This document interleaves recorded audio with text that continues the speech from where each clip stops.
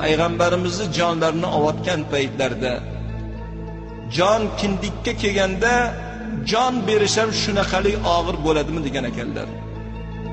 Jibril alayhisalom yuzlarini o'girib turganlarini ko'rib, "Ey birodarim Jibril, nimaga yuzingizni o'girib turibsiz?" dedilar. Shunda Jibril alayhisalom, "Birodarim Muhammad, meni yer yuzidagi hojatim siz edingiz.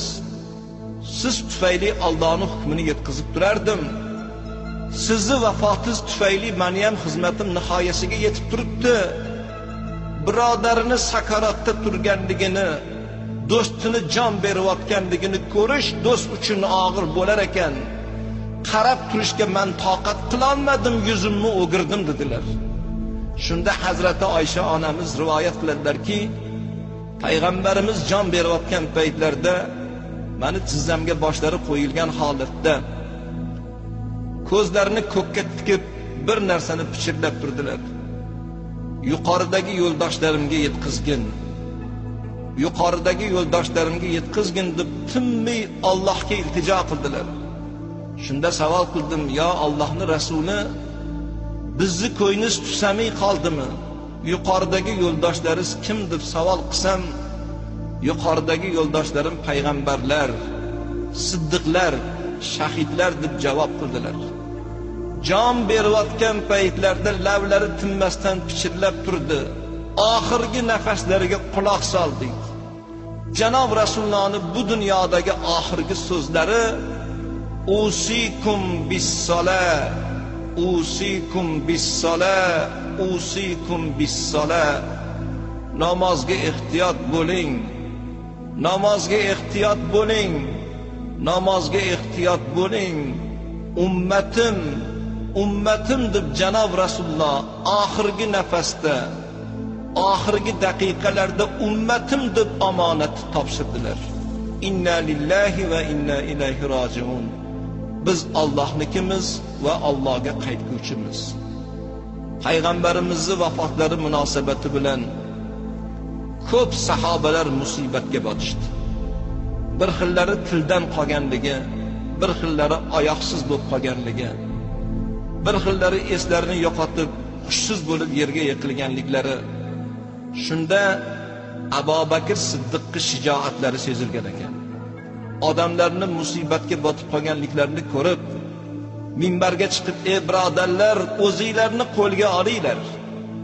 Sizlar Allohga bandamisizlar yo Muhammadga bandamisizlar? Agar Allohga banda bo'lsanglar, Alloh o'lgani yo'q. Muhammad ham sizu bizga o'xshagan bashar farzandi, inson bolasi. Dunyoga kelgan inson borki, ketmasdan ilojisi yo'q. Umr intihosiga yetgandan keyin omonatni bermasdan ilojisi yo'q. Muhammad ham mana dunyodan o'tdi. Sizlar o'zingizlarni qo'lga olinglar" deb sahobalarga qarata turib, Allohning kalomi Qur'ondan "Astaizu billah, kullu nafsin za'iqatul maut", har bir jon egasi borki, o'lim sharbatini tortmasdan ilojisi yo'q degan oyatni eslatdilar. Sahobalar bu oyatni biz bir qancha marotaba o'qisak ham, bugunchalik bizga ta'sir qilmagan deb e'tirof qilgan ekanlar. Shunda Abu Bakr Siddiq Janob Rasul akram sallallohu alayhi va sallam yotgan hujrai muborakka kirib, payg'ambarimizning yuzlarini ochib, yig'lab, ko'zlaridan yosh oqib, yuzlaridan o'pib, "Otam, onam sizga fido bo'lsin, birodarim Muhammad. Tiriklik paytingizda qandoq pok domon bo'lsangiz, o'lganingizda ham xuddi shundoq poksiz" deb yig'lab yuzlaridan o'pdilar. Hazrati Oysha onamiz ham yig'lagan ekanlar. Hayotida bir marotaba yaxshi kiyim kiymagan zot, yumshoq o'rinlarni bo'yralarga almashtirgan zot, ikki dunyosi poklangan bo'lsa ham, jannat bashorati berilgan bo'lsa ham, Allohdan mag'firat so'rab, tavba qilib kechalari uyqusiz ibodatda o'tgan zot, "Ey Allohning habibi Muhammad" deb yig'lagan ekanlar. Payg'ambarimizning vafotlaridan keyin shunday bir mo'jizalar bo'lib o'tgan ekanki, hattoki tilsiz bir jonivor, hayvon bo'lgan, minib yurgan Ya'fur degan eshaklari o'zini quduqqa tashlab o'lgan ekan. tuyalari bir necha kun mobaynida ovqat yemasdan, ochlikdan dunyodan ko'z yumgan ekan. Janob Rasulullohga safdosh bo'lgan, payg'ambarimizga izdosh bo'lgan, eng yaqin yonlarida yurgan sahobalardan bo'lgan Bilal Habashi azon etolmay qolgan ekanlar. Sahobalar iltimos qilishgan ekan, ey Bilal, bir azon eting.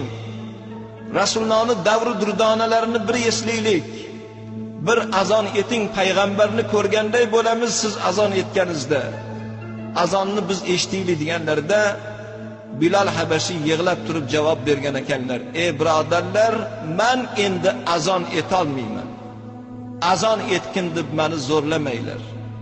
Azonda Muhammadning nomi bor, kalimalarda Muhammadning nomi bor.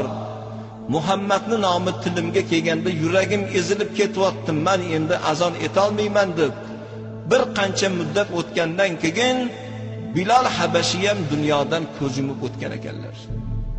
Mana shu oxirgi daqiqalarda, oxirgi nafasda ummatni eslab, ummatim deb jon bergan payg'ambarga sodiq ummat bo'lishni Alloh hammamizga nasib etsin. Qiyomatda Allohning rahmatiga, payg'ambarimizning shafoatiga noil bo'lgan baxtli ummatlarning qatoridan joy olishimizni Alloh nasib etsin.